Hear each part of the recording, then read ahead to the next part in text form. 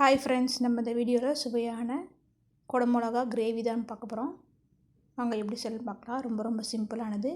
சப்பாத்தி, இட்லி, தோசை எல்லாத்துக்கும் தொட்டுக்கலாம். ஃபஸ்ட்டு அதுக்கு பெரிய வெங்காயம் ஒரு 4 எடுத்திருக்கேன். இதுமாரி கட் பண்ணி வச்சுக்கோங்க. குடமிளகா, தக்காளி, மல்லித்தூள், மஞ்சத்தூள், கரம் மசாலா, மிளகாத்தூள், ஜீரகம், அப்புறம் இஞ்சி பூண்டு பேஸ்ட், அப்புறம் 2 ஸ்பூன் கடலை மாவு, அப்புறம் இதுக்கு தேவையான அளவு உப்பு, அப்புறம் தயிர். அதுதான் நமக்கு தேவையான பொருட்கள். வாங்க எப்படி செய்யணும்னு பார்க்கலாம். ஃபஸ்ட்டு ஒரு கடாயில் எண்ணெய் ஆட் பண்ணிக்கலாம். ஒரு 3 ஸ்பூன் அதை ஆட் பண்ணிக்கோங்க. இப்போ நம்ம அதை கட் பண்ணி வச்சுருக்க வெங்காயத்தை இதுமாரி கட் பண்ணணும். வெங்காயத்தை கட் பண்ணிட்டு வதக்கிக்கலாம். அதோட கேப்சிகம் இருக்குது, அதையும் இங்கே போட்டு நல்லா வதக்கிக்கோங்க. வதக்கிறதுலேயே நம்ம கொஞ்சம் ஒரு முக்கால்வாசி வெந்துடணும். பாருங்கள், காரம் மாறிடுச்சு. காரம் மாறினதும் அதை தனியாக எடுத்து வச்சுக்கோங்க.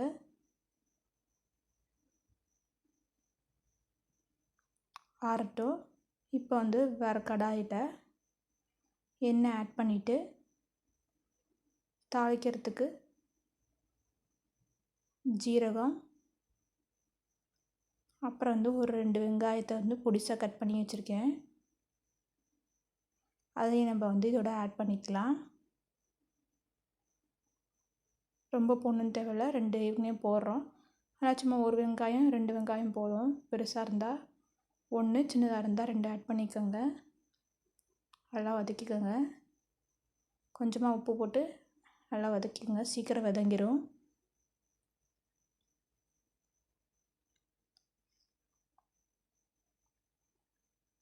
அப்புறம் இஞ்சி பூண்டு பேஸ்ட் ஆட் பண்ணிட்டு பச்சை வாசனை போகிற அளவுக்கு அதையும் நல்லா வதக்கிக்கோங்க.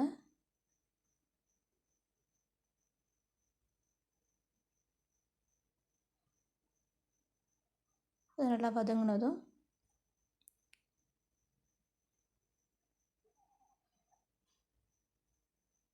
கடலை மாவு இருக்குது பார்த்திங்களா, அதை நம்ம ஆட் பண்ணிக்கலாம். ஒரு 2 ஸ்பூன் ஆட் பண்ணிட்டு அதையும் நல்லா வதக்கிக்கோங்க. கொஞ்சம் கலர் சேஞ்ச் ஆகிறதுக்கு நல்லா வதக்கிக்கோங்க. ஒட்டுச்சுன்னா எண்ணெய் கூட ஆட் பண்ணிக்கலாம் லைட்டாக. நீங்கள்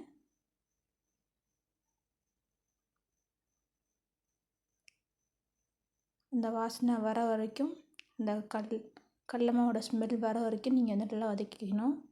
இப்போ கொஞ்சமாக தண்ணி ஊற்றி கரையிற மாரி நல்லா மிக்ஸ் பண்ணிக்கோங்க. இது கட்டியாகும், நம்ம கவலைப்பட தேவையில்லை. இப்போ இந்த ஸ்பைசஸ்லாம் ஆட் பண்ணிக்கலாம். நம்ம மிளகாத்தூள், தனியாத்தூள், ஜீரகத்தூள், மஞ்சத்தூள், காரத்துக்கு மாதிரி நீங்கள் மிளகாத்தூள் ஆட் பண்ணிக்கலாம். 1 ஸ்பூன் போதுமான அளவு தான் மிளகாத்தூள் இதுக்கு. இது தாராளமாக ஒரு 2லேருந்து 4 பேர் சாப்பிட்றலாம் தாராளமாக. இந்தளவு எடுத்தால் லைட்டாக எண்ணெய் ஊற்றிக்கோங்க. ஒட்டுறதுனால இந்த எண்ணெய் ஊற்றிக்கிறேன்.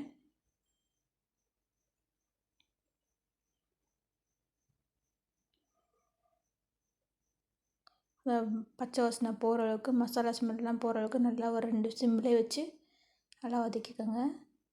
இப்போ இந்த டிஷ்ஷுக்கு தேவையான அளவு உப்பு ஆட் பண்ணிக்கலாம்.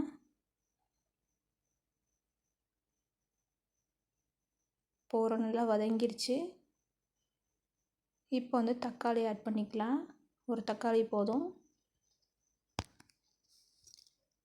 தயிர் வேறு சேர்க்குறோம், அதனால் புளிப்பு இருக்கும். அதனால் ஒரு தக்காளி போதுமான அளவு. இது கடலை மாவு போடுறதுனால எண்ணெய் இழுக்கும், அதனால் கொஞ்சம் எண்ணெய் ஊற்றிக்கோங்க அடிக்கடி. இப்போ 1 ஸ்பூன் தயிர் ஆட் பண்ணிக்கோங்க.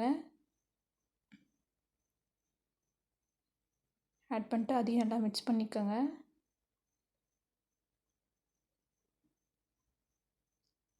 கடலை மாவு எதுக்கு நம்ம ஆட் பண்ணுறோம்னா கொஞ்சம் திக்னஸ் கொடுக்கும், அதனால் தான் நம்ம கடலை மாவு ஆட் பண்ணிக்கலாம். இப்போ ஓரளவு நல்லா வதங்கிடுச்சு. தக்காளியும் ஓரளவு நல்லா வதங்கிடுச்சு, வெந்துருச்சு. இப்போ வந்து உங்களுக்கு எந்த அளவுக்கு தண்ணி வேணுமோ திக்னஸ் வேணுமோ தண்ணியாக வேணால் கூட தண்ணி ஊற்றலாம். நான் ஒரு 2 டம்ளர் அளவுக்கு தண்ணி ஊற்றுறேன். 2 டம்ளர் தண்ணி ஊற்றினா தாராளமாக ஒரு 3லேருந்து 4 பேர் சாப்பிட்லாம். தண்ணி ஊற்றிட்டு அந்த கட்டியில் இருக்கிறத வந்து நல்லா எடுத்துக்கோங்க. கரைஞ்சிரும் சீக்கிரம். பாருங்கள் ஒரு நல்லா கரைஞ்சிருச்சு. இப்போ வந்து கொஞ்சமாக உப்பு ஆட் பண்ணிக்கலாம். உப்பு ஆட் பண்ணிவிட்டு கிண்டி விட்டு ஒரு நல்லா கொதிக்கட்டும். ஒரு 2லேருந்து ஒரு 3 நிமிஷம் நல்லா கொதிக்கணும்.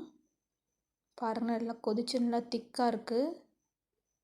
இந்தளவு திக்னஸ் போதுன்னா உங்களுக்கு வந்து விட்டுறலாம். இல்லை இன்னும் தண்ணியாக வேணும் அப்படின்னா நீங்கள் வந்து தண்ணி ஆட் பண்ணிக்கலாம்.